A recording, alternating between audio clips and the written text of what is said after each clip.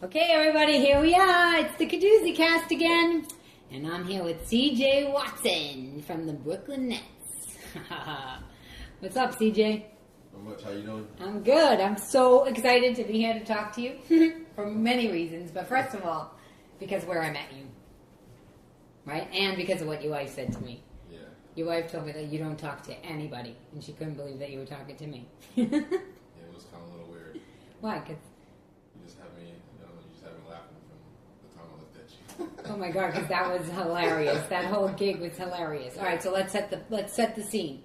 We're at a private yacht, right? Yeah. Sounds fancy. Wasn't as fancy as it sounds, right? Not really, No, it was kind of like it was like the first floor of Macy's, but on the water.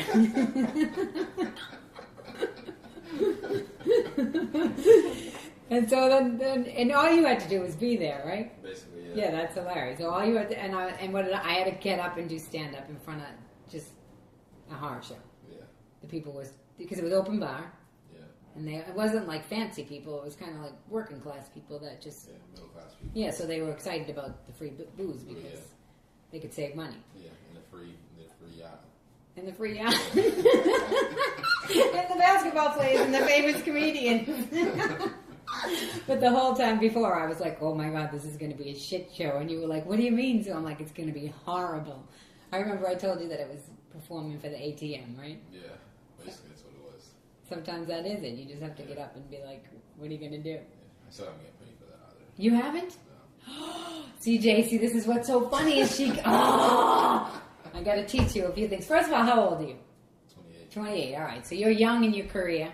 You're just learning about all this stuff that goes on in this world. Because I remember after the show, remember those people with the fuse or they had the drink? And they were like, Sue, can I get a picture with you? Mm-hmm. And they wanted me to hold the drink. And I kind of scooted away from them and sat down and said, oh, no. Yeah. And you said, why did you do that? And I said, because they're going to get a picture of me and look like I'm endorsing their product. Right. And they're paying me. Yeah. They didn't pay you? Not yet, no. CJ, I'm going to email her and say what? Because you know what she did to me that night? She said, I'm going to send you a check. I said, oh, no, I need it right now. And she said, it'll have to come out of my personal check. I go, that's okay. Yeah. Well, usually they send it to my house, but that takes like a month, but I wasn't in a rush to get that night, so. But she still, that was in the summer. Yeah, it was a while ago. It was like August or September or something. Oh, I got to become your business manager. I'm going to go do a podcast with her and ask her where your money is. Yeah. I won't tell her. I'll be like... Your first question. Oh my gosh. See, I think people will be fascinated to know this, that people actually don't pay people like that. Yeah, they don't. But, I mean, it is what it is. It'll come soon. You're a good guy. Hopefully. You are, right? Yeah. You don't worry about that stuff. No, and I can see you playing basketball. You're not going to... But they still shouldn't do that.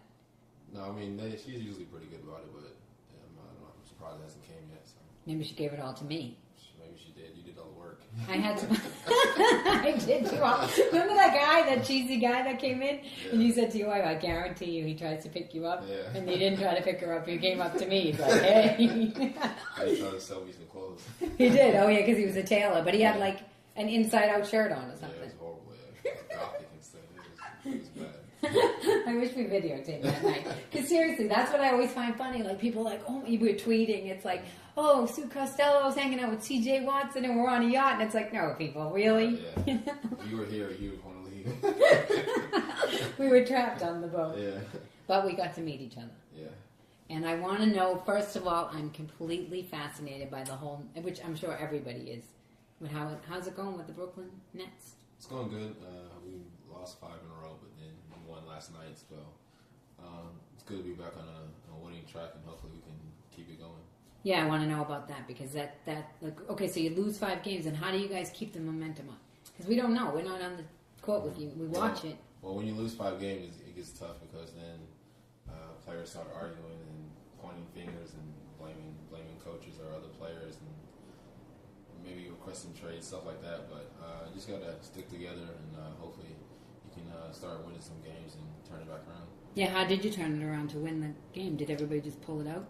Yeah, everyone just pulled it out. It was a tough win on the road, especially in a tough place, Toronto. They're not that good of a team, but they were beating us like 12 or 15, and we ended up coming back and winning by like I think 6 or 7.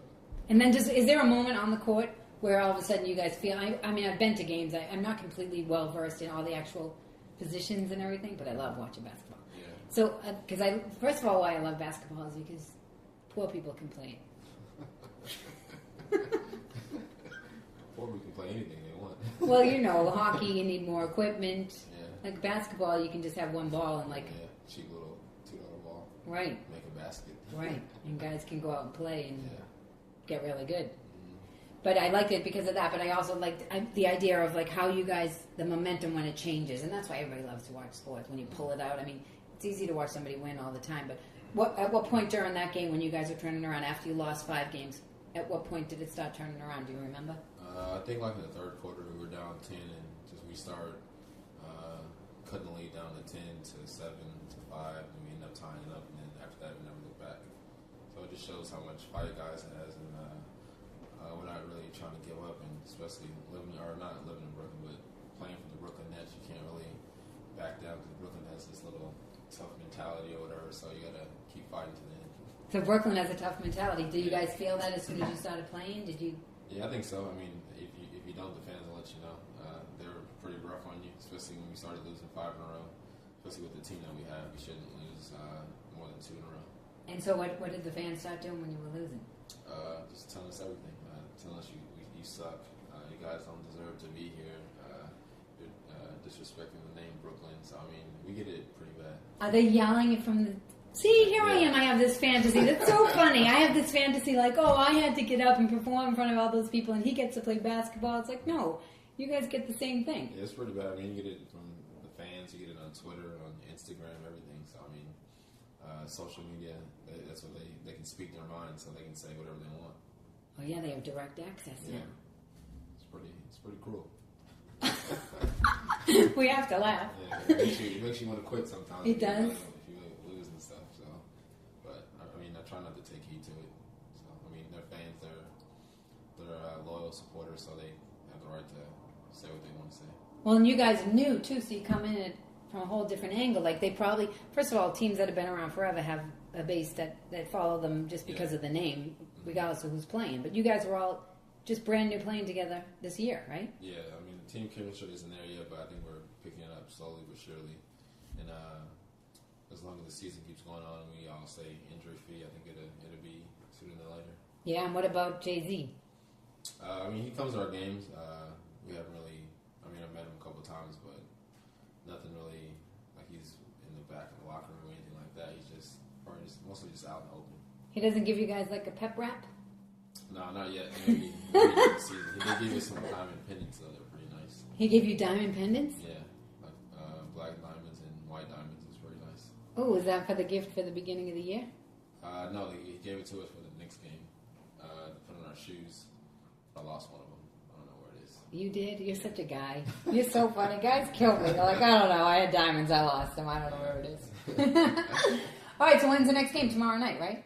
Tomorrow night, yeah, against the Detroit Pistons. You know how much trouble I'm going to be in because I'm a Celtics fan and I'm interviewing you, right? I can't help it. I loved you from the second I met you. I even tweet about you. I'm like, whatever. I don't care if I get in trouble. All right, so I want to find out, when did you start playing basketball? I started when I was maybe 4 or 5. You did? 4 or 5? Yeah, I mean, my dad always had a basketball. My dad played basketball. My mom played basketball, so it was kind of just runs in the family. Your mom played basketball? Yeah, for Tennessee State. It's funny because I was thinking about that this morning, and I was like, I always wish, since I was a kid, I had this thing with guys where I was like, oh, I just wish I had that same thing that they have with sports. Yeah. And then I thought, well, they have the NBA. Yeah, but the women who play, they don't have the ease that the guys have had their whole life. It has to be like almost like an underdog thing. They've overcome it. They've fought to be there. So this ease that guys have. But you're telling me that your mom played when she. Yeah, my mom played. My dad played. All my aunts played. So I mean, my brother, my uncles, and all them played. So I mean, my family's pretty athletic. The whole family plays basketball? Yeah, they did. They played. My mom ran track. She did volleyball. My aunt did all that too. Volleyball, track. They all did it. So. And so, how did your mom and dad meet? I don't even know. Good question. I just know they're from like the same city, the same area, and I think they went to like Rago High School or something like that. I don't know. That's cool. And then I wonder if they were like, you know what, let's have a pickup game for their first date or something. Well, I think my mom's brother was really good friends with my dad. They always like ran together and stuff, so that's probably how he met her. That's awesome. Yeah. And then, so then you came along, so at 4 you're playing basketball, and you know you love it, or you don't know it for? I was just playing it just to play it, and just because it's fun, and I was okay at it, I guess. Where'd you grow up? Las Vegas. Las Vegas. Okay, so how many kids in your family? 2. I have a younger brother and an older sister. Younger brother, oh, so 3 kids altogether, including you. And so you're playing basketball. Did everybody in the family play basketball? Yeah, my brother played, my sister played, I think just in high school. My brother played in high school and college. And so you're playing at 4, and then when does it start becoming a thing that you know you really want to do? Not to really like, I mean, I really didn't take it very, very seriously until like high school. Like really actually training really hard, and then in college I really didn't think about the NBA until like my senior year. I just played just to get through college because it was free education, all that kind of stuff. So I just played just to get by, I guess. That's cool. So they play. So there you go. See, free education. You could play basketball. Just what I said, right? Yeah. You wouldn't have been able to get a hockey scholarship. The offer scholarship for hockey. I don't know. That's what I mean. I was wondering. I'm like, I was thinking this morning. I wonder how many rich kids play basketball. Yeah. I mean, a lot of them did where I was from. So A lot of them went. the rich kids played basketball. Yeah. So Did they make it to the NBA? no. No. They didn't make it past middle school. Yeah, they didn't make it to past middle school. That's what I was thinking this morning. I'm like, because it has to be. You have to have some sort of drive. Yeah. And so your motivation was to stay in school, obviously, because you had to have a certain. Yeah, I knew my parents couldn't pay for school, so I had to find a way to either get to school or get it paid for. So. And so from high school, you got what happens? The scouts come to see you, and Yeah, scouts come to see you, or college coaches actually, and just tell you about their school, about they're interested in you, and what they can offer. that's funny because I interviewed LB Linda Byers, and the same thing happened for him for hockey. Yeah. He wasn't rich. Oh, he comes from Canada though. They all play hockey. Yeah, They put like garbage can tops on their knees. They don't care if they don't have equipment. They tie them to their shins. And so you played. And so when did you know about the NBA? Like what? So you weren't ever thinking like, oh, long term, I'm good at this. How did you know? Did you know you were good at it? Yeah, I knew I was good at it. I was like one of the top ranked players in high school, and like some of my dad's friends used to tell me stories now. Like when I was little, I used to tell them I played in the NBA one day, but I never remember that in those stories. So I just told them, yeah, whatever. But I never really believed it or remember it. All right. So your dad would tell the story that you would say that you were in the NBA. Yeah, when I was little, my dad's friends they would come over to the house, and I would tell them like when I was little, like 7 or 8, that I would be in the NBA one day. But I mean, I can't remember it now. It's so long ago. But they would tell you it as you were growing up. Well, they tell me now, like they when tell I you go now. back home and see him and stuff like that, play basketball with him. They tell me those stories, and I'm like, okay, whatever. And that's funny because my dad always tells the story. I only weighed 3 pounds when I was born, and I almost died. They gave me my last rites. And my dad always tells the story, and I always wonder, I'm a fighter, I'm like really strong, and I wonder if it's because I almost died and I fought back, or just because my dad told that story that I became. But you're saying they tell you when you're older. Well, you must have known it when you were a kid or something, because I don't know. You kept playing. Yeah. But was it purely to go to college? Yeah, and I like playing basketball. I mean, it was fun.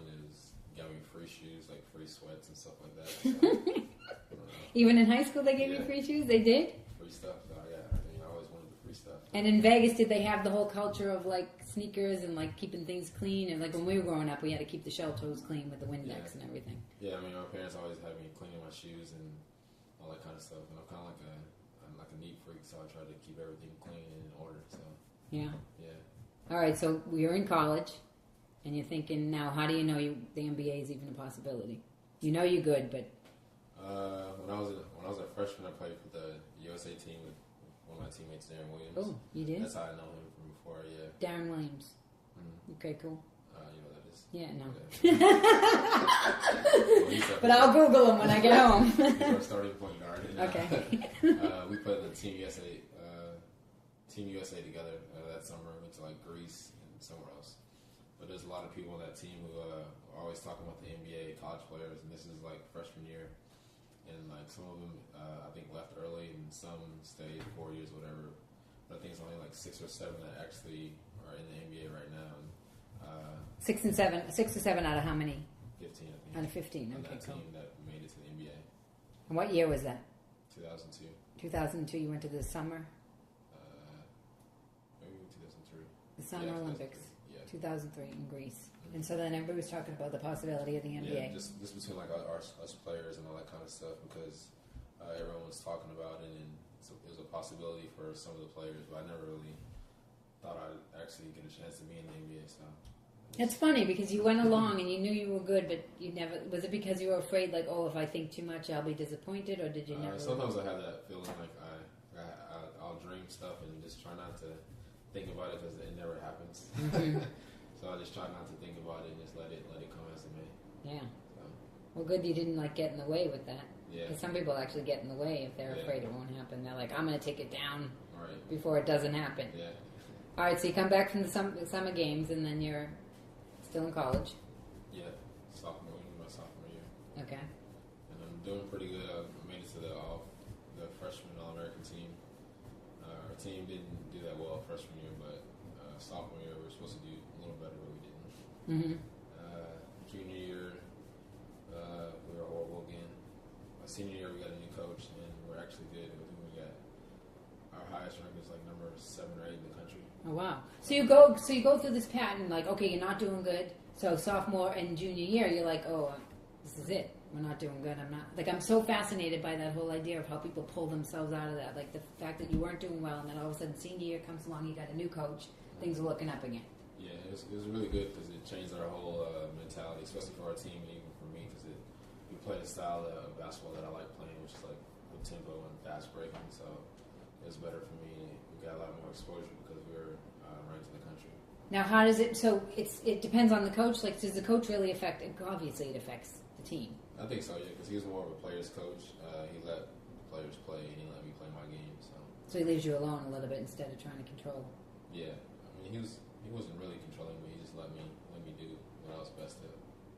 Yeah, which is what. Yeah, it's Yeah. funny because when you said that, I was thinking I was like an actor's director because they let you go. They're not trying to like impose anything on you. Right, They yeah. have the eye to like pull you in a little bit when you need to be pulled in. But, Right, yeah. okay, so you find this coach that's great senior year.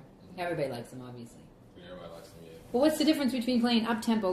Down tempo doesn't sound so good. That must be the kind of coach I would be. I'd be like, all right, everybody, take it down a notch. No, it was like more like a half court setting, and he was more like a full court coach. So it was better for what I've been playing my whole life, which is pushing the ball and fast break. So it was better for me.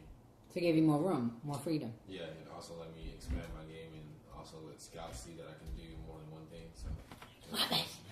It makes me so happy because I'm like, people don't know these stories about how people get to where they are. And every story that I ever hear anybody tell or anybody that has success, there's always somebody along the way that gives them a little tiny bit of like, be free, wild horse, Right. stallion, you know? yeah, gotta open up sometimes. You gotta let people like grow into their own, and the control thing doesn't always work with people, Yeah. especially kids. Okay, so now your senior year, you're playing up tempo. You double, dribble, you dribble between your legs, over your head. No, all right, I'm being serious. Sorry. All right, so your senior year, you're doing great. You got this coach, and how do the NBA scouts get there? They came to some of our games, and they told me I had the potential. They didn't know like which round I would be going into. Then after the season, I had a couple workouts like for different teams, and I did pretty well in them. But I was supposed to get drafted. They told me I would get drafted like with the last pick in the second round.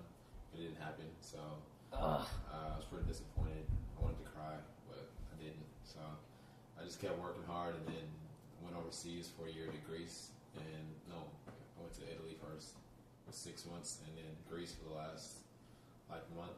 And then after that, came back here, went to D League for a month, and then got called up to the Golden State Warriors in 2008, I think. Ah, that's awesome. All right, so I was just gonna, when you were talking, I was like, okay, so the NBA comes. At what point now the stakes are higher? Because that's where you tell the difference between like a person who's not going to make it and a person who is going to make it. When the stakes get higher, how do you rate so that you know the NBA scouts are looking at you? Does that make you more? There's more pressure, obviously. Yes, more pressure, but it's always something that I wanted to do. I always wanted to play in the NBA. I didn't know if it would ever happen or not, but it always was a goal, and I always watched it and loved it. Now you're admitting to it. A little bit. I just always loved watching basketball. I love watching players play, so it was always something that I wanted to do, but I didn't know if it would ever happen. Right. And so, but what happened was that you had to overcome that defeat. Yeah, I mean, there's a lot of disappointment along the way, which makes it even more gratifying being here today and being here for as long as I have so far. It really does, right? That's what I talk to everybody about. I'm like, everybody's like, oh, I just want to be famous. Oh, I just want to be rich. I'm like, no, you don't understand. Right. The real joy comes from the human, overcoming the human obstacles, like your own obstacles. For me, at least, and everybody I seem to talk to, overcoming those disappointments and pulling yourself together and not taking it down and not sabotaging yourself is usually what everybody who I talk to, who I think is great, says is what makes them. So you get drafted by what? What was the first? Called up from the D League to Golden State Warriors. Okay, what's that? Team. Yes. All right, it's a team, a basketball team. Yeah, in Oakland, and I played there for 2.5 years, and then I went to Chicago Bulls for 2 years, and now here. You played for the Bulls. Yeah. I love Chicago. It was fun, yeah. Yeah, they're cool people out there. They didn't give you any shit like they do in Brooklyn, right? Yeah, they did. They did? Yeah, we got a lot of death threats on Twitter. You did? Last year, after the playoffs. Do they take? I guess they do take it that. I'm from Boston. What am I talking about? I know they take it that seriously. It's serious, but I mean, I don't know. It is what it is. I'm still here. Are you learning that? Well, you're also young in your career. I'm sure the more you grow, you'll be like, all right, whatever. You've been doing this to me forever. Shake it off. Yeah, I mean, I wasn't really hurt by it, but it's just all the death threats for over a basketball game. Not that serious. That's crazy. Yeah. People are crazy. Well, that's why I wanted to do the podcast. Because I'm like, I feel like everybody is so like reactionary now and so like, they forget that people are human. Right, yeah. I mean, even if you're a basketball player, like you're still a human being. Like, what are you It's crazy. I don't know. It's hard to explain. I feel like everybody's really angry and they have no way to like calm down a little. And I'm like, maybe if we just talk a little, everybody will just take it down. Meditate a little bit. Right? Just like see people as human beings. Like, and yeah, you can have a like legitimate gripe. You can not like somebody's game or whatever, but you can not even like people. Like, I don't even care if people don't like me or whatever, but just keep the worst to yourself. Or figure me out first before you like hate me right away. Just find something actually that you don't like about me before you hate me, and then it'll be Give okay. me a reason for you to be mad. All right, so you played for the Bulls. What was the most exciting Bulls game you ever had? Do you have like a memory of that? Like, what gets you high when you're playing basketball? That's what I want to know. Like, what that moment when you're like... Just playing is like the best competition. I think one of our best games was we played against the Heat. I think I made like a game-tying shot, and then we went on to beat them. But we didn't go that far in the playoffs that year. But the last couple, the Bulls, we've been like the most winningest team in the NBA the last 2 years. Yeah. So it was fun. We had the best record. So it's cool. You feel a little cocky when, I mean, I know for myself, I feel more cocky when I'm doing good, even though I grow the most from the bad things. Yeah. I enjoy the good things too. I got a little more swagger in my walk when things are going good. Yeah. All right, so then when do you get the call about the Nets? This summer when I was in Hawaii, I was a free agent, and the coach and Darren called me, asked me if I wanted to come here. And Darren's a point guard. Yeah. The one you went to. Yeah. See, I learned quick. To be a part of the team, and just how much they wanted me here, and how much I can help the team. And so, were you excited, or were you nervous? Were you? No, I was excited because I always liked New York. I really didn't like New York at first, but now it's kind of grown on me. Mm-hmm. With all the traffic and all the people, and it's clustered everywhere, and it's crazy. But now I like it a lot, so it's cool to come here and live here. And the stadium's smaller than the other stadiums, no? Yeah, it's pretty. It's not as big as Chicago Stadium. It's like 17,000 or 18, I think. So, and you guys are selling out like crazy, though, right? I guess I don't know. You don't pay attention to that stuff. Me, I'm like, how many tickets have we selling? Yeah, it doesn't matter. You still get paid. You still get paid. You still get your diamond pendants. Yeah. I want a diamond pendant. I'm gonna have to email Jay-Z. I'm gonna get him on the podcast. Yeah, be cool. Like, did you bring? Maybe when this blows up. You do a Jay-Z impression? Yo, Sue? No, I don't. I have a Boston accent. It's hard for me to... No, I actually can do everything but, like, an American accent. I can do an Irish accent. But Jay-Z's pretty badass. Yeah. Right? Yeah. So, also I want to talk to you. You're very... I don't know how... You're a religious man? Yeah, I try to be, So it's religious. It's all right to say you're a religious man. Yeah. Because I love watching your tweets about... You always say nice spiritual things. Oh, like little quotes I get from the books I read and stuff. And so you believe in God? Yeah. Yeah, I like it. I was thinking about that today. I was like, do I believe? I totally believe in God. But my favorite religious quote of all time is the idea of you teach a man to fish. Like you give a man a fish he eats for a day. Because I was thinking about how when you get successful and you're the only person in the family who has gotten this successful, and the whole idea of the money and how uncomfortable it is to have more money than everybody and more everything. It's pretty weird. It's like like being a big elephant in the room. It's like a big elephant in the room. When the check gets dropped, everybody gets alligator arms. Yeah, they always come looking for you for handouts or money, and it's crazy. It's pretty hard to say no to your family who you've grown up with and you struggle with your whole life. So, but it's it's good and it's bad. So you have to take the good and the bad, I guess. Well, yeah, that's what I was saying. Like the way to figure it out, because the truth of the matter is, if you just give people, because at any time, even in my own life, I'll get scared and wish I had money. So if somebody just gave it to me, I might not find out that I could do it, even with my podcast. Like I was terrified to do it. I was like, I can't. I don't have any people. How much will it cost? And I went to the guy and gave me this little microphone. And I was like, oh, that's it. Yeah. But if I had asked somebody, can you give me some money to back up my podcast, I wouldn't have realized that I could just do it on my own. So that whole idea of yes, everybody's going to ask you, but sometimes saying yes to them isn't the best thing, because it's just going to be put in a... Yeah, that's the hardest thing for me to do, is to say no to people, because I'm so nice. I'm such a nice guy, and I always want everyone to be happy and to be successful. But that's one thing my financial advisor keeps telling me: just try to say no, because in the long run, it's going to benefit you. It is going to benefit you, and also it's like I'm a person, like me as a person. Or if somebody ever asked me for money, when I had it, I don't have any money now, but I was always like, well, do you have a business plan? Or do you have instead of just... If you ask them that succeeds like everything else, because they won't have a business plan, so they'll stop asking you. Right. You tell them to go type up a business plan and give it to me like a professional, then you won't hear from them anymore. See? That's our new move. If anybody asks us for money, we're just going to say, do you have a business plan? When you have a business plan, get back with me. Well, because the truth of the matter is, why? Just because somebody has money doesn't mean that they should have to give it to somebody. Right, yeah. Because you don't know what they went through to earn it or stuff like that. So. No, the risks we take are really big, too. I was thinking that, this time around, I really took a risk with doing my one-woman show. It's like, the money that I make is going to pay for all the bad...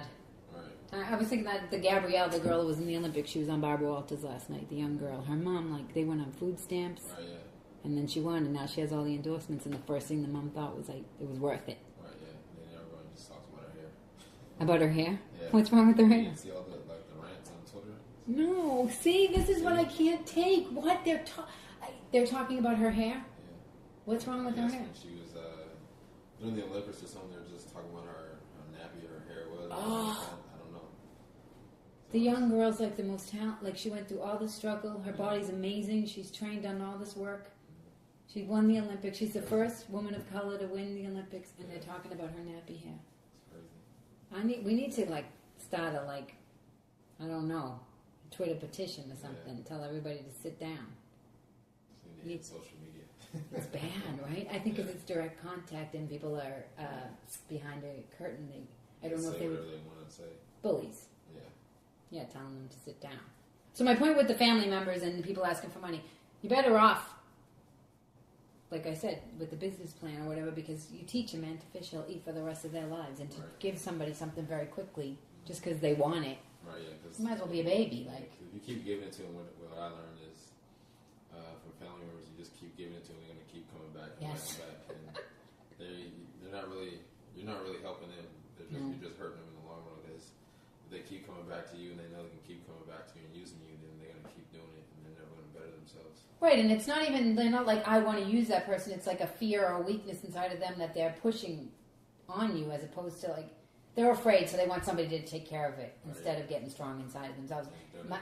Yeah, and it's weird. Like, I always feel like that too. I feel like if you give somebody who has nothing something, they're automatically going to want more because they haven't had anything. Yeah. So it like taps into like this desire or something that they hadn't tapped into before. I was at my friend's house in LA, and her cleaning woman was there.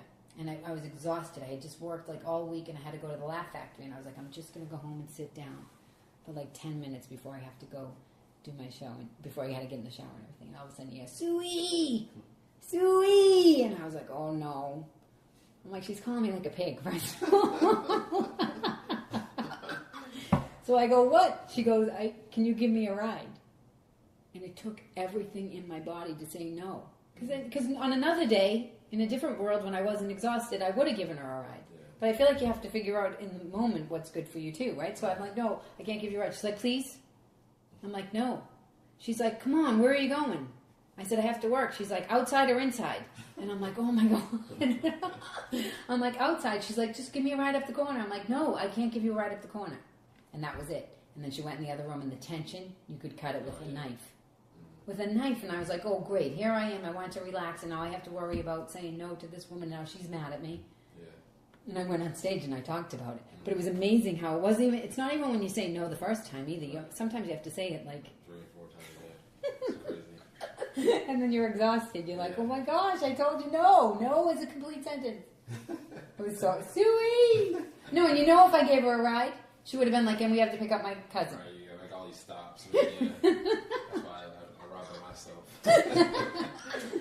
All right, and that brings us around to your foundation. I want to hear about the foundation. I don't do a lot of research because I like to find out in the moment. So it was something that me and my parents started. It was always something that me and my parents had us doing like when we were younger as kids. Like me and my brother would always go like feed the homeless or like go to do different church activities at the church. Going to nursing homes and like helping the elderly, like I don't know, get around from room to room or go sing hymns in the church and stuff like that. So it was something that I always wanted to do. I always wanted to give back to the community, and I ever said if I was ever in a position to give back, then that's what I wanted to do. So that's what I try to do, just give back to kids and just give them a better way and show them that there's hope and there's faith, and if you just believe in yourself, you can eventually do it. So what's the foundation called? Quiet Storm Foundation. Quiet Storm, because that's your Twitter handle is Quiet Storm 32. Yeah, that's my nickname my sister gave me. That's a cool nickname. Yeah. So it's a foundation you set up. So what is the foundation? Like, you raise money? What do you guys do? Yeah, we raise money. We have different events. Like we have a free basketball camp for kids in Vegas in the summertime. We have a free back to school event. Give them out backpacks, school supplies. It's like face painting. There's different games and stuff. Like cheerleaders come. Cheerleaders come and show little girls like little dances and stuff like that. Mm-hmm. And then there's an essay contest we have every year during Black History Month in February.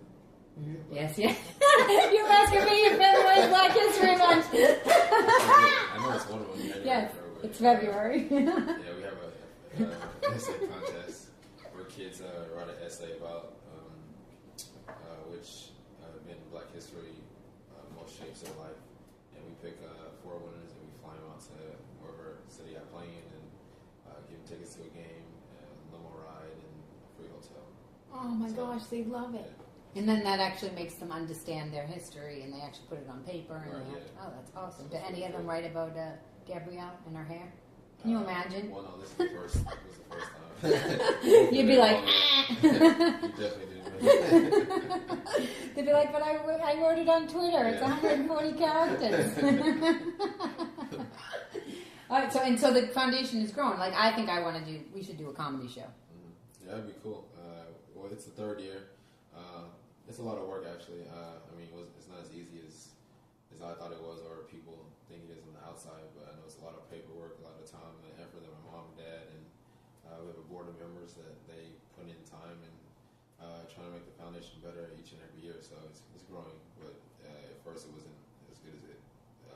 You thought it was going to be. Yeah, everything in life. I feel like everything in life is a lot harder than you think. Like, it's easy to say like compare your insides to other people's outsides. Like, oh, look at them. Right, yeah. That's why I wanted to do the podcast. It's like, stop. Everybody doesn't have it all perfect. It's like stuff goes on. Like I was just reading on the way over here, Sean Penn, while he was going through his divorce, his young son got in an accident, had brain surgery. It's like people go through some serious stuff. Right, it's yeah. not as easy as cake. It's not all TMZ. Yeah. Even TMZ, like I watch it or I'll look online and they'll be writing all this horrible stuff. Or they'll be talking about horrible things that have happened to people. And I'm like, this is making my body feel terrible, but somehow they've made me think, like, I want it. Right, yeah. I'm addicted. Right on. Somebody has something that I don't, and I'm like, no, this can't be true. This can't be true. All right, so the foundation, how can somebody go and find out about it? Because, I mean, who doesn't want to help kids? You go to Quiet Storm Foundation. Do they all have to be black? Do you help all kids? No, we don't discriminate. Wouldn't that be funny? If you're like, oh, Sue, yes, I forgot to mention that.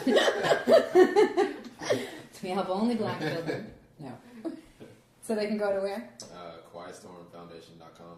It has like all the events we do every year. If you want to donate money, take cash, anything, credit cards, everything. Yeah. Because some of the money has to go, you have to run the foundation. People don't realize that happens. Yeah. People donate their time somewhat, but right. Well, no one gets paid. It's all volunteer basis, so that's why it takes a lot of time because people could be doing anything else. Like people some of our board members have regular jobs, so doing the volunteer and give their time for the foundation is pretty big. Mm-hmm. Yeah, so we should do a comedy show because I thought of it when I was in LA and Meta World Peace was on stage. They were doing they were doing a fundraiser, and I was like, why don't we do one? Yeah. So maybe when the season's over, when you're not as busy. Yeah, that'd be cool. Right? Yeah, during the season too.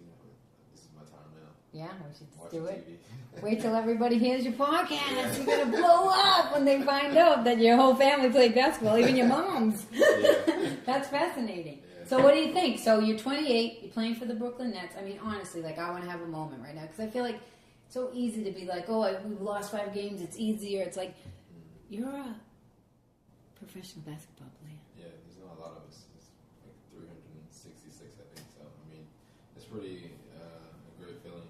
Blessed to be in the NBA and be playing for 6 years. So no one thought I'd be playing for 1 year. So I mean, just to get to 6 years is pretty spectacular in my book. And it brings people a lot of joy, regardless of when they do their stupid "I want to kill you" stuff. Yeah. Why are they watching then? Yeah, I mean, exactly. It brings them a lot of joy. Cheer when I make buckets. They what? You still cheer when I put the ball in the basket. Yeah, they do, and that's the whole thing. You try to learn how, like, you keep training and training to get more baskets. That's the whole goal, right? Yeah. Who's your favorite basketball player Of all time? Mm-hmm. Magic Johnson. Yeah, Matt. Really? What was it? What about him was? I just like the way he played. He's like a pass first point guard. They played for the Lakers, is my favorite team. Yeah. What's going on with him right now, though? A lot of I don't know. I don't worry about them. You don't worry about the Celtics either, right? Brooklyn all the way. Yeah, you better say that because those Brooklyn people will be tweeting at you. Yeah, probably kill me if I walk away. No, stop saying that. That would be on my conscience if you got killed because of my podcast. You'd be like, I'd have to get up and be like, first he saw me how to do that horrible show on that yacht that was like Macy's. And then he did the podcast. And they killed him. No, it's not funny. Stop. It's not funny. Let's say a prayer. All right, is there anything else you want to say to the world? It's called Kadoozie Kast because that's my nickname, Susie Kadoozie. Susie Kadoozie, huh? Anything else you want to tell people? QuietStorm32 on Twitter. QuietStorm_32. Sorry. Yeah, I mean, nothing really. Keep watching your career. Yeah, I'm laid back guy. You are. Yeah. But you did good. You kept talking. I did. I'm surprised. And I also have to say, you let me in your house. I did. You're lucky. I know. I was like, oh my gosh. I don't know what it is with people, but I'm like, he's letting me in his house. He's only met me once. Crazy. You could have blew me I could have been crazy. I could have killed you. I could have been one of the Twitter fans. But I'm not. I wanted to do this. I really wanted to get you on here before it even launches. Like, you're one of the podcasts that we're doing before it even launches because I don't want it to go to your head because it's probably going to blow up. I wanted to get you when you were humble. No, you're going to blow up, not me. I'm going to blow up? Yeah. No, we all are. Oh, one more last thing that I want to say. I was talking to this other girl, the singer. I was interviewing her, and she was saying how she was sitting there waiting to go on for her gig, and she watched the TV. And on the TV was a basketball game, and she said, oh, it reminded her of music. Because you have to be ready for the passes and for the way that everybody moves together. Yeah. Even when you're mad at each other, you guys have to do that, right? Yeah, so we have to somehow come together and try to win the game. I mean, I think everything correlates with everything: music, basketball. You know, you have to have a passion to do music or basketball or whatever it is, or be a comedian. And I think everything just goes hand in hand. It's just something in life that we have to deal with. Yeah, but it does all work together, and that's what I thought. Because I was like, what happened to the good old days when everybody hung out together? Yeah. You know? Not anymore. Sports people, musicians, and comics and they all everything. hate on each other. Yeah, because everybody feels like there's not enough. Yeah. There's plenty. All you need is a little microphone. That's all you need. And for CJ and everybody else who's famous to let me in their house. See other houses. I know. I'll be like, that's one thing you know about me. I would never. I think that's why so many famous people talk to me, because I would never. I don't care. I would be killed before I told anybody secrets. Yeah. But I said this about Mark Wahlberg too. I wouldn't be the loser who tells secrets. Oh, yeah. Not so much that I care. It's more that I wouldn't be that person. Not that I'm doing it for other people. I'm like, I'd like to have a little more depth than that. Yeah. Right? That would suck. All right. All right, let's end on that. CJ Watson, QuietStorm _32 or the QuietStormFoundation.com. Yep. Check it, man. We're going to have a big, huge fundraiser for it, too. We'll let you know. Check it. Kadoozie Kast signing out. Ciao, ciao.